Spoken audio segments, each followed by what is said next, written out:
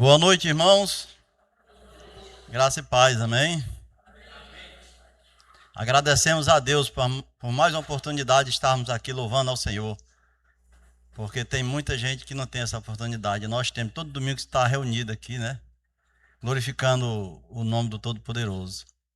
E tenho certeza que Deus vai renovar nossas forças para passar muitos tempos ainda aqui, louvando e engrandecendo o nome daquele que cuida de nós todos os dias, né? Que Deus nos dê força para adorar o nosso Deus todos os dias, com as nossas forças, com a nossa inteligência, com nossos bens, né? Com tudo que somos e tudo que temos. Porque só Ele é digno de toda a honra, de toda a glória, de todo louvor. Eu quero ler um texto com você no livro de Mateus. Livro de Mateus, capítulo 8. Livro de Mateus, capítulo 8. Você vai... Pega a sua espada aí, tire ela e vamos aprender aqui um pouco com esse homem que tem uma história bonita aqui no livro de Mateus, capítulo 8. Eu vou ler o versículo 8 a princípio, tá bom? Vou ler só o versículo 8 a princípio. A maioria achou? Oh, glórias! Mateus, capítulo 8, versículo 8 diz assim: E o centurião respondendo disse: Senhor, não sou digno de que entre debaixo do meu telhado, mas diz somente uma palavra e o meu criado há de sarar. Amém? Vamos ler novamente? E o centurião respondendo disse: Senhor, não sou digno de que entre debaixo do meu telhado, mas diz somente uma palavra e o meu criado há de sarar. Oh, glórias! Feche seus olhos. Vamos orar, colocar nossa vida diante de Deus. Pai, no nome santo de Jesus, nós estamos diante da Tua presença. Pedimos a direção do Senhor para entender bem, Deus, o que o Senhor quer nos ensinar nessa noite. Abre os nossos ouvidos, prepara os nossos corações e Deus nos deixa à vontade, Pai, para absorver bem a Tua palavra. No nome poderoso de Jesus. Amém, irmãos? Glória a Deus. Irmão, nós estamos diante de um texto bastante conhecido, né? Mas nós vamos fazer aqui uma reciclagem dele, porque a palavra de Deus ela se renova a cada manhã, né? E esse texto ele narra a história de um homem, de um centurião, né? Que era um centurião romano, era um chefe de equipe, né? 100 pessoas. A palavra de Deus diz 100 pessoas, mas poderia ser mais, ser menos, mas ele era um homem que comandava uma equipe grande de 100 pessoas, era um homem brigadeiro, era um homem de guerra, era um homem que era mandado por o imperador César, era um homem que enfrentava grandes lutas, era um homem que acabava com as aldeias, era um homem que derramava sangue inocente, era um homem que deixava muitas famílias enlutadas, tristes, né? Esse homem era um perigo, era um homem feroz. E esse homem, com todo esse currículo, ele vivia debaixo da proteção do imperador, do César. E o César vai tirar ele de Roma e envia ele para aquela área lá de Galiléia, Samaria, ali para Cafarnaum, que era uma cidade lá da região. E ele vai para lá, né, debaixo da cobertura, para fazer o trabalho dele na outra cidade. Ele vai enviado. Naquela época a gente não sabe, mas não tinha não tinha estrada, né? Não tinha tanto transporte para ele chegar lá com tanta gente.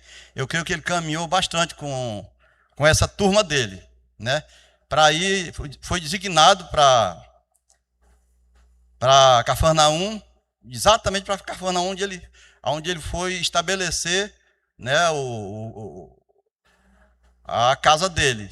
E ali naquele local, Jesus também tinha estabelecido o trono dele, né?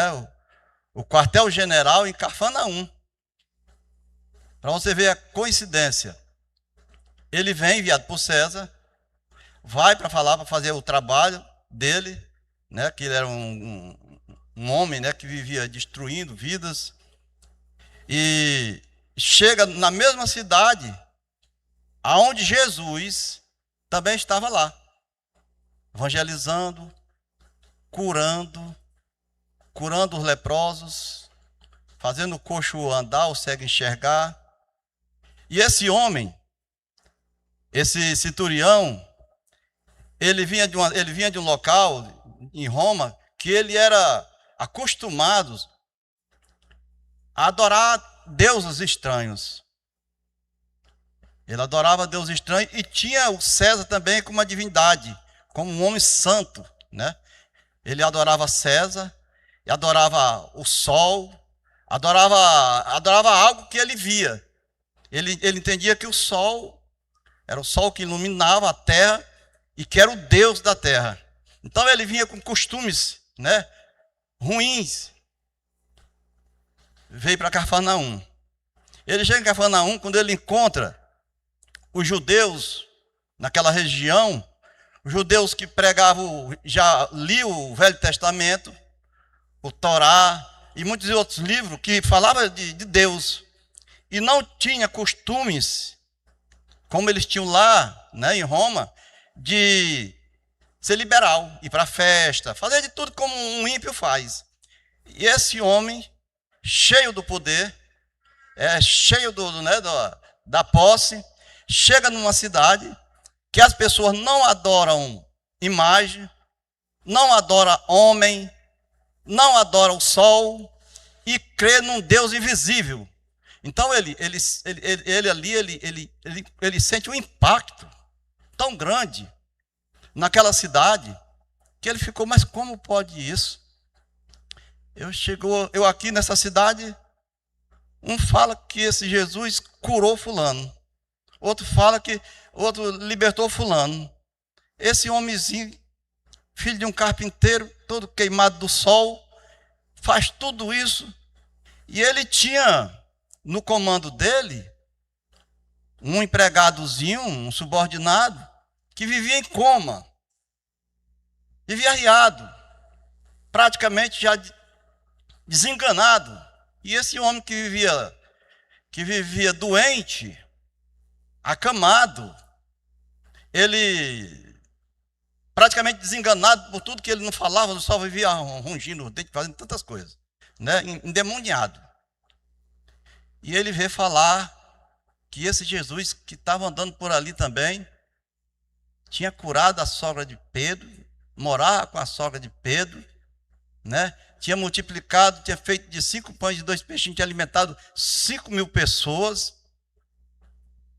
A mente dele começou a criar aquela confusão, que não é para menos, né, irmão? Você vem de uma cidade totalmente poluída pelas coisas erradas, vai para o meio, vai conviver com uma outra turma que crê que existe um Deus que pode todas as coisas, e esse Deus é invisível. E ele começou a ouvir isso, e isso foi começando a mudar a mente do centurião. Isso começou a trazer coisas novas na mente dele. Na verdade, você vai para uma cidade pequena. Uma cidade pequena, quando acontece algo assim, sobrenatural, o assunto é aquele da hora, né? E Jesus ali já tinha feito muitas coisas, né? Inclusive a multiplicação dos pães. Já pensou 5.000 homens, fora as mulheres e as crianças, testemunhando o que Jesus fez? Estava um rebuliço aquela cidade. Estava um rebuliço, né? Agora, imagine só se uma pessoa que deficiente físico de nascença, e de repente ele se levanta e sai andando aqui, bonzinho. Nós aqui estamos aqui no número de pessoas, talvez umas 40 pessoas. Logo esse bairro aqui vai ficar sabendo de tudo isso. Senildo Melo está aqui, já coloca na imprensa, e aí começa. Então, e estava acontecendo naquela cidade isso, né? Ele chega lá, todo poderoso, né? Todo coronel, todo cheio do... E de repente, o povo dali, nada disso valia nada. Para aquele povo ali de Cafarnaum. Nada. Eles estavam ligados mesmo, era num Deus invisível, que não era o Deus Sol, que não era o Deus César, que não era essa divindade nenhuma que ele cria lá. Era um totalmente invisível que estava usando o seu filho para fazer milagre, e os milagres estavam acontecendo naquela cidade. E o centurião começa a pensar, eu vou levar. Só existe um jeito de eu levar esse meu servo para apresentar ele para Jesus. Esse Jesus é o único que pode curar esse meu servo. Mas ele carregava com ele ainda um império. Porque é difícil, irmão. Para se prostrar, se humilhar diante de Jesus, é difícil. Ele carregava com ele um império e uma vergonha tão grande e um medo de ser rejeitado. Por isso que aqui no versículo 8 ele diz, olha, Senhor, eu não sou digno. Eu não sou digno porque, pela primeira coisa, ele sabia do que ele andava cometendo, sabia que a prática dele não era da vontade de Deus, sabia que tudo que ele fazia, Deus abominava, né? Segunda coisa, ele adorava um Deus, o César, que era um Deus vivo para ele, e ele sabia que se ele fosse mudar a forma dele pensar, ia ter confronto com César. Então a gente não sabe, mas quanto tempo ele passou para poder se humilhar para Jesus. E Jesus curando. E Jesus curando. E ele vendo que só existia uma solução, era levar esse homem até Jesus. Até que um dia ele resolve. Chama Jesus para ir lá na casa dele. Agora, imagine só. Aqui não está no texto. Mas algo, aquele homem tinha dentro da casa dele. Por quê? Porque disse, Senhor, eu não sou digno que tu entre dentro da minha casa. Além da culpa que ele carregava, né, o sentimento de culpa, saber que ia encontrar um Jesus sem pecado, 100% sem pecado, apesar de ser homem, mas era sem pecado, né? E ele disse, eu não sou digno, Senhor, tu entra debaixo do meu telhado. E nós podemos imaginar por que ele não era digno. Primeiro, ele sabia o que ele ia se encontrar com César. Ele tinha sido designado e devia a ordem ao César. Segundo, ele era uma pessoa carrasco.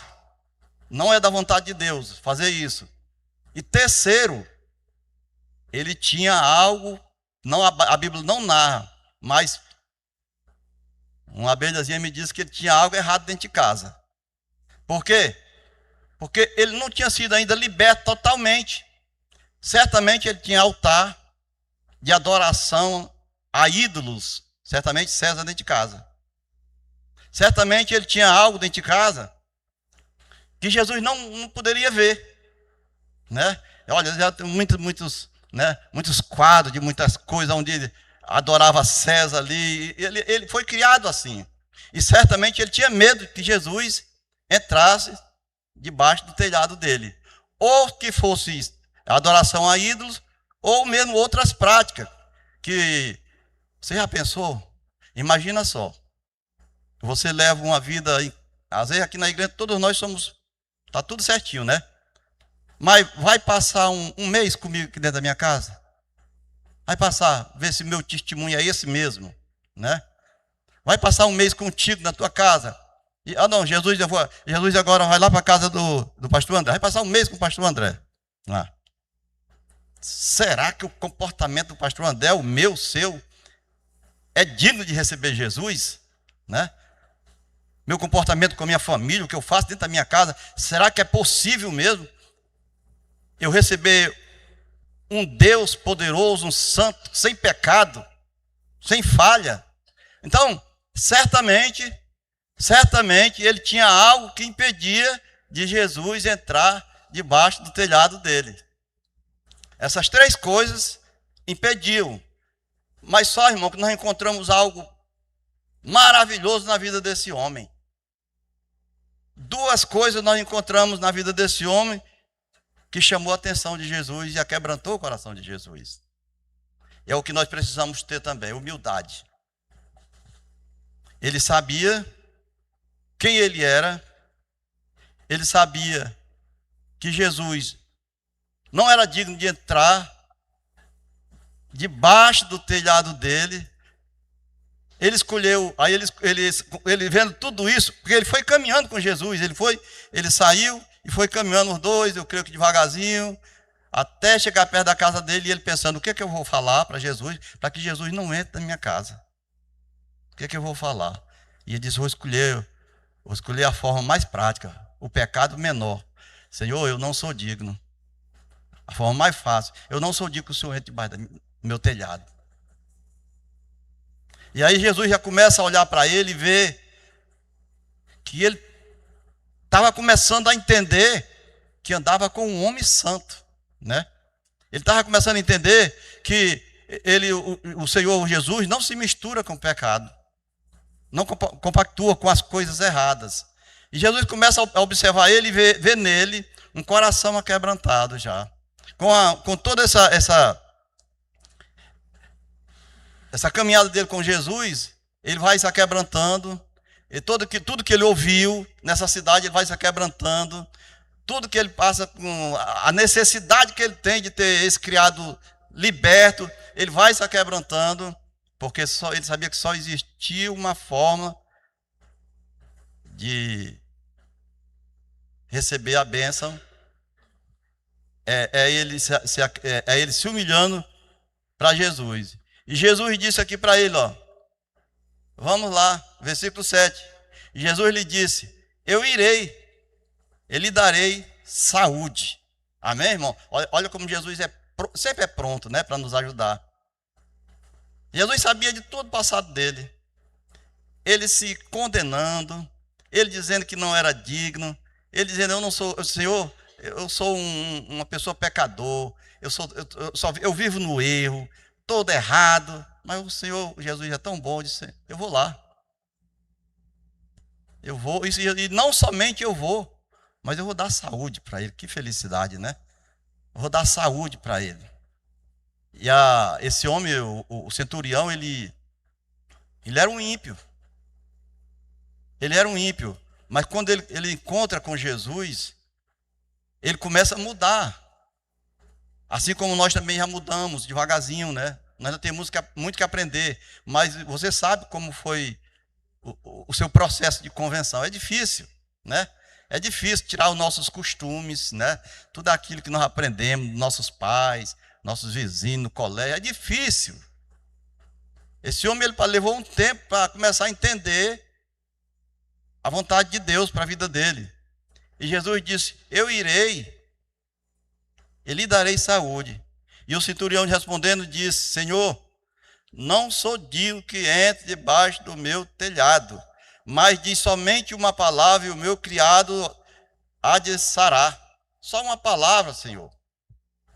Ele estava dizendo, não precisa o Senhor ir lá não. Só fala, o Senhor tem poder.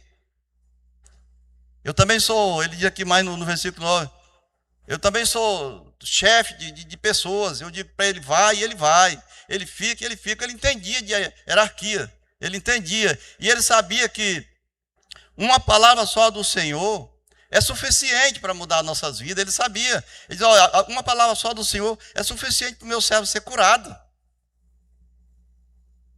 Por isso que nessa noite eu digo, olha, se você está passando por luta, problema,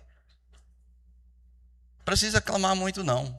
Se humilhe diante de Deus, aquebrante o seu coração diante de Deus e peça, Senhor,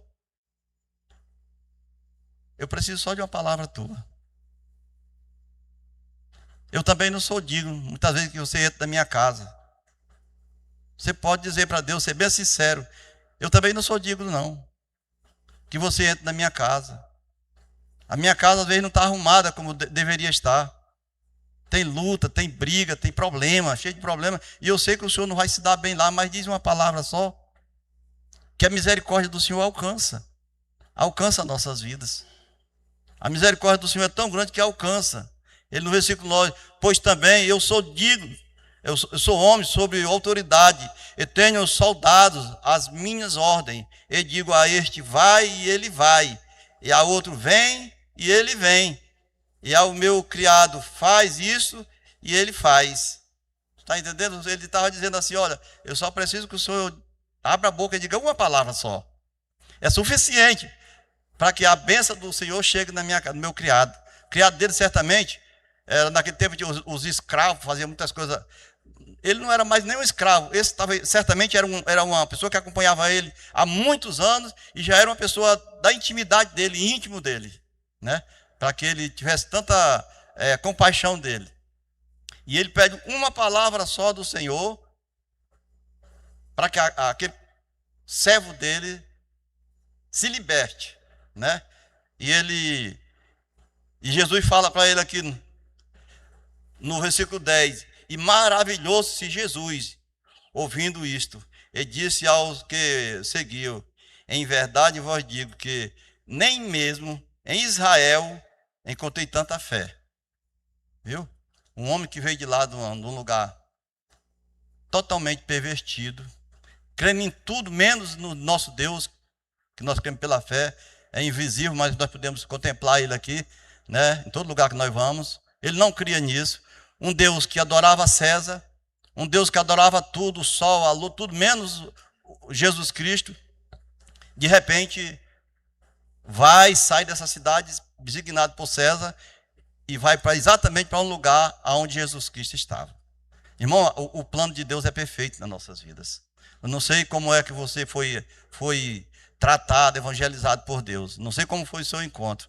Mas existe uma forma tão prática que Deus, quando quer chamar os seus, chama de uma tal maneira.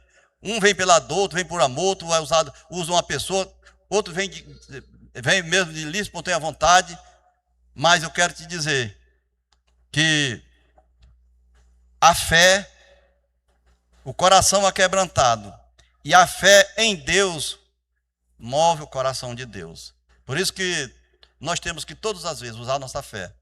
Se quebrantar, reconhecer a nossa fragilidade, reconheça que você é errado, reconheça que você precisa ser tratado assim como eu, reconheça isso e quebre essa timidez com Jesus, se humilhe na presença de Deus, quebre essa corrente do mal que às vezes prende de você confessar que necessita da presença de Deus na sua vida, quebre essa corrente do mal, né? Não deixe isso prosperar na sua vida nunca. Nunca, nunca, nunca. Esse homem se sentia indigno. E Jesus via nele já digno, porque sabia o coração dele. Muitas vezes Jesus quer fazer isso com você também. Você é uma pessoa que às vezes está fazendo tudo errado. É uma pessoa digna. Jesus já sabe que você é uma pessoa digna. E você está se condenando você mesmo. Porque não existe pecado nenhum que Jesus não possa perdoar. Amém, irmãos? Ele quer mudar nossas vidas todos os dias. Não existe, tem pessoas que dizem, eu fiz isso, aquilo, não sei o que, eu não vou mais voltar para a igreja nenhuma. Não é isso não, irmão, faça isso não. Você é filho de Deus. Volte, se humilhe. Jesus quer tratar você. Quer me tratar também. Essas vontades já me deu também. Mas para onde eu vou, que só Jesus tem as palavras de vida eterna? Para onde é que eu vou? Não tem para onde ir. É melhor fazer que esse homem nem se compara com um de nós. Era um homem poderoso, rico, poderoso, chefe, comandante, mas Deus permite que ele passe uma situação para que ele veja que só existia um caminho, e o caminho era Jesus, não tinha mais. Ele não tinha mais para onde correr, porque esse servo dele certamente não era falta de dinheiro, não era falta de médico bom, não era falta de nada. Só faltava Jesus se encontrar mesmo com ele. Só Jesus. Tem algo que só Jesus pode resolver. Amém, irmãos? Não existe. E infeliz daquele que Deus diga assim, se você não se humilhar, isso aqui nunca vai ser resolvido. Porque só existe uma forma, é colocando a sua vida diante do Todo-Poderoso. Tem doença que só Jesus cura. Pecado só Jesus cura. Tem coisas que só Jesus pode fazer. E nós não devemos de forma nenhuma endurecer os nossos corações. Envergonha o inimigo. Senhor, eu não quero, meu coração não quer, mas eu vou porque é para ti. Vontade eu não tenho. Quando eu aceitei Jesus, eu não tinha vontade de ir para a igreja de jeito nenhum. Coisa mais chata esses crentes. E naquela época era difícil, quando eu aceitei 30 anos atrás, que se eu fosse com essa roupa aqui, o pastor ia dizer, cadê o resto da roupa? Era difícil nesse tempo. E eu não tinha nem onde cair vivo, que morto eu caio em qualquer lugar. Aí para mim era um sacrifício que tinha que ir bem tonado e ficar muito bem vestido de linho fino. E eu não tinha. Tinha mal a roupa dia a dia, da diária, do dia a dia. Então era mais difícil. Hoje as igrejas a gente vem de qualquer jeito. Se chegar um irmão aqui de bermuda, é bem-vindo, amém. Está entendendo? Porque Jesus não quer, não é a roupa, quer a pessoa. E então, era mais difícil. Hoje está muito fácil de você quebrar esse paradigma de aceitar Jesus, né? De conhecer Jesus de perto, ter uma intimidade com Ele. Maravilhosa, né? Então esse homem, irmãos, certamente, pela fé, pela forma como ele se humilhou e pela fé que ele teve, não dá nem de nós questionar se ele foi salvo. E não somente ele, através dele, muita gente ali, eu tenho certeza do que ele levou para lá, se converteu, né? Você já pensou? Você está perto de um Jesus que está fazendo milagre aqui, bem pertinho. Você vê o coxo andar, o cara que nunca viu enxergando, quem nunca ouviu, está ouvindo. Por que eu não vou me converter? Claro que se converte, né? O servo do centurião sendo curado, liberto, estava morto, a Bíblia diz, já em cima de uma cama. Essa palavra é quando o cara está morto, né? Estava morto, mas Jesus é o Deus da vida, né?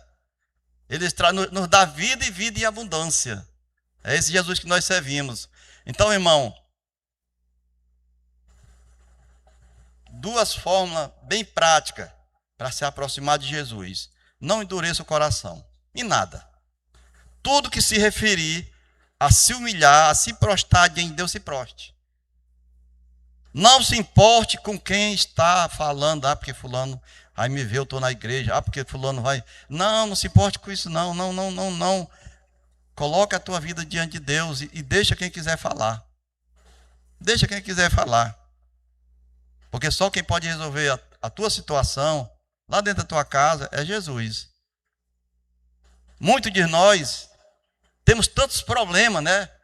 Pendente a ser resolvido. Corremos para um lado, corremos para o outro. Lutamos com a nossa inteligência, lutamos com as nossas forças, né? Economizamos, gastamos, aplicamos. E muitas vezes não é resolvido. E existe um Deus tão poderoso que tudo pode, que tem todas essas coisas assim em suas mãos, né? Pode resolver de uma maneira tão prática, às vezes, para você. De uma maneira tão prática. Eu sempre falo aqui que eu tenho me envergonhado tanto com Jesus, com as coisas que eu faço, porque muitas vezes a gente falta mesmo com a fé. E Jesus com a solução. Jesus tem a solução para nossas vidas. Sempre teve solução para a vida de cada um de nós. Jesus tem a solução para nossas vidas. Tem a solução. Esse homem talvez tivesse algo na casa dele que de forma nenhuma ele permitiu que Jesus entrasse dentro da casa dele. Talvez nós também tenhamos coisa dentro da nossa casa. Talvez não seja altar de adoração a santos. Talvez não seja algo que muitas vezes, até eu com a minha vista eu posso ver, não. No seu oculto você sabe tudo, muito bem o que você pode apresentar para Jesus ou não. Senhor, eu não sou digno que tu vá na minha casa. Mas decreta só uma palavra, que meu problema lá na minha casa vai ser resolvido. Amém, irmãos? Uma palavra só. E é isso que Jesus quer fazer com a igreja. É isso que Jesus quer fazer com cada um de nós. Ele quer tratar os nossos corações. Às vezes nós não somos como esse centurião. Nós não somos comandante de 100 pessoas. Às vezes nem de 50, nem de 10. Às vezes nós não comandamos nem direito a nossa família. Mas temos algo que precisa ser mudado nas nossas vidas. E precisamos chamar Jesus para dentro da nossa casa. Todos os dias. Não vamos fazer que não centurião, não. Vamos chamar ele para dentro da nossa casa. Se tiver algo para ser mudado, vamos mudar, né? Vamos aprender com Jesus e vamos mudar. Senhor, está uma bagunça. A minha vida está uma bagunça. A minha casa está uma bagunça. Meu casamento não está bom. É difícil na criação dos filhos. Estou todo enrolado no meu serviço. Mas diz só uma palavra. Diz só uma palavra. E se humilhe na presença de Deus, que tenho certeza que Deus tem o melhor para a sua vida. Tem o melhor para a sua vida. Muitas casas ele não pode entrar. Muitos lugares ele não pode passar. Porque onde habita o pecado, não pode ter a presença de Deus. Mas ele quer consertar. Jesus está sempre pronto a consertar, a perdoar pecados e alinhar nossas vidas. Porque ele quer ver um povo santo, um povo servindo a ele, um povo que ele ama em espírito e em verdade, um povo que ele adora, um povo que chama pelo nome dele todos os dias, um povo que clama, um povo que se humilha, um povo que tem fé. Ele quer ver isso das nossas vidas. Ele espera isso da igreja, né? Ele espera que quando nós se convertemos, nós tenhamos essa fé, essa convicção e sejamos pessoas do coração aquebrantado. Ele espera isso de nós. E cada um de nós somos cientes do que precisamos mudar. Todos os dias somos cientes. Nós sabemos até quando estamos se afastando da igreja, nós sabemos. Começa uma frieza no coração, começa a vir tantas coisas, uma dúvida, né? E ver falar de tantas coisas, eu não gosto de sei o quê, eu não gosto de sei de quê. Você já pode ter certeza que você está se afastando. Começa a não gostar. Porque você não tem que gostar, não é de mim, não é do povo. Você tem que amar a Deus. E aí você está com um pensamento distorcido. Começa a olhar para o povo, para as pessoas. Não, olha para Deus, faz que nem esse homem. Ninguém sabe nem onde ele deixou lá o povo dele, os 100 dele, né? As pessoas, ele começou a andar com Jesus. É só esse aqui que pode curar. Só esse aqui. Já foi talvez no curandeiro, já foi no rezador, já foi nos médicos mais caros, já fez promessa, o povo do mundo faz promessa, já fez de tudo, não teve jeito. Mas esse Jesus que está nessa cidade, que está operando milagre, ele vai curar o meu servo.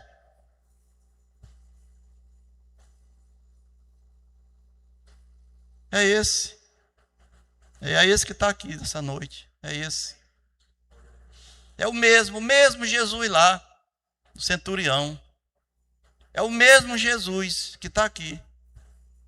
Não envelheceu, não mudou de ideia. É o mesmo. Quer fazer o mesmo com as pessoas que estão doentes da tua família. Quer fazer o mesmo com a tua situação que está passando. Ele quer fazer as mesmas coisas. Vamos depositar toda a confiança, tudo que temos e tudo que somos, na presença dele, que você vai ver que vai existir mudança na sua vida. Amém, irmãos? Glória a Deus. Vamos ficar de pé, os que puderem. Vamos fazer uma oração.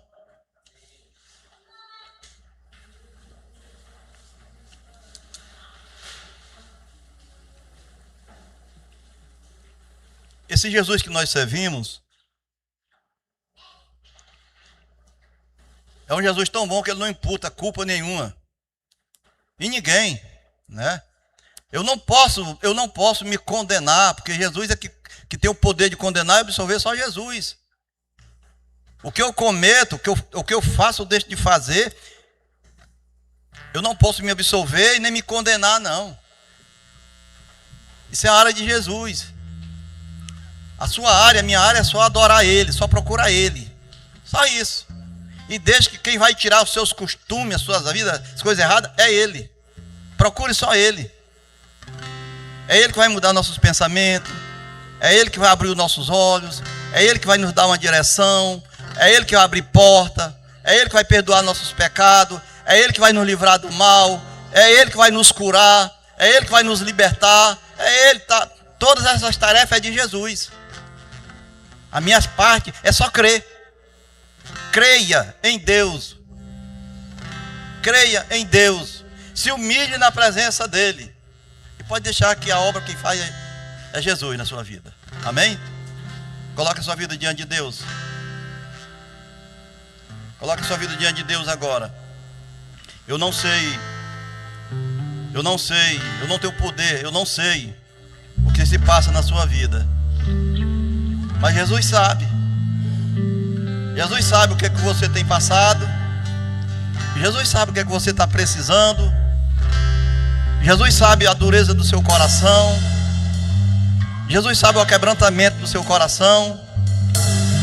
Jesus sabe dos seus sonhos, sabe dos seus projetos.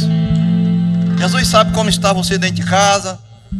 Jesus sabe como está a sua família. Jesus sabe se você está buscando Ele em espírito e em verdade. Ou sabe também se você vem só para cumprir tabela.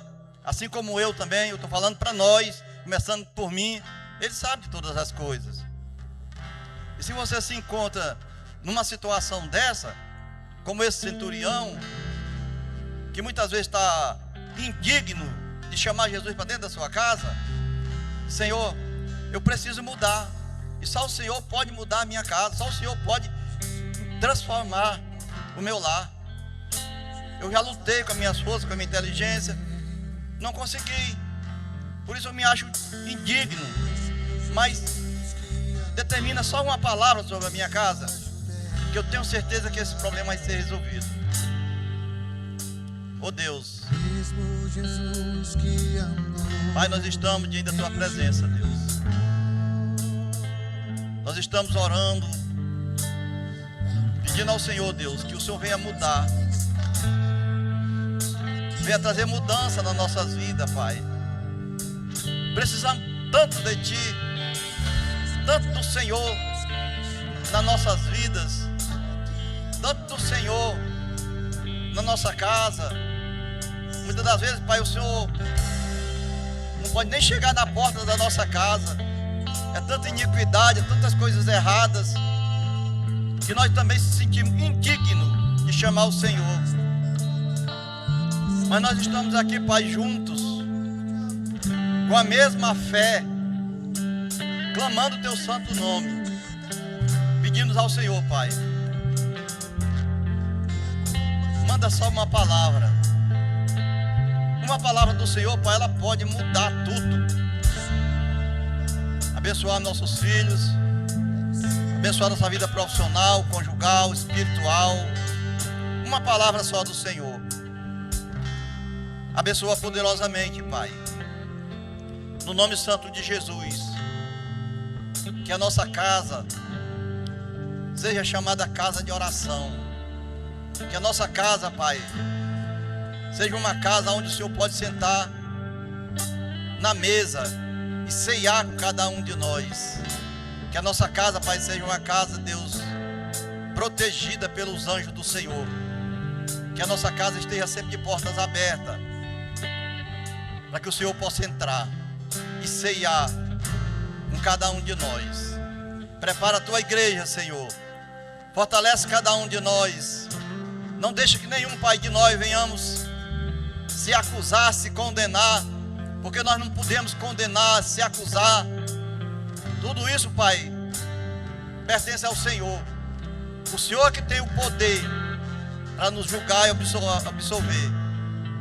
Nós queremos somente se humilhar diante da Tua presença, Pai. Olha para o coração de cada um, olha para dentro do íntimo do coração de cada um, Pai. E onde houver dureza, um coração duro de pedra, Pai, transforma ele agora. Onde houver um coração, Pai, trancado, um coração, Pai, que está com tanta chave, Pai, que não quer abrir, O Senhor quebra essa corrente do mal agora, em nome de Jesus.